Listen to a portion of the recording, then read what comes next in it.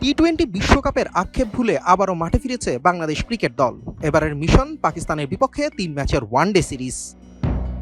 নিজেদের জং ধরা শরীরে আবারও শক্তি ফেরাতে অনুশীলনে নেমেছে মুস্তাফিজ, সৌম্য, লিটন, মেহেদী মিরাজরা। টাইগারদের স্কোয়াডে এসছে বেশ কয়েকটি পরিবর্তন। লক্ষ্য ঘরের মাঠে পাকিস্তানকে হারিয়ে আবারও জয়ের ধারায় ফেরা। পরিসংখ্যানে যেহেতু পাকিস্তানের জয়টা বেশি, সেই জয়ের ব্যবধানগুলো কমিয়ে ঘরের মাঠে সিরিজ জেতার লক্ষ্য টাইগারদের। বাংলাদেশের বিপক্ষে 3 ম্যাচের ওয়ানডে সিরিজ খেলতে 8ই মার্চ ঢাকায় আসবে পাকিস্তান ক্রিকেট দল। আগামী 11, 13 ও 15ই মার্চ ঘরের মাঠ হোম অফ ক্রিকেটে হবে 3 ম্যাচ সিরিজের দিবারাত্রি ওয়ানডেগুলো। তাই নিজেদের অফিসিয়াল অনুশীলনটাও সন্ধ্যায় শুরু করেছে team Tigers. Adil Ahmed Shan, channel I, Dhaka. BKash পেমেন্টে 10,000 টাকার বেশি অফার। শপিং চলছে তো।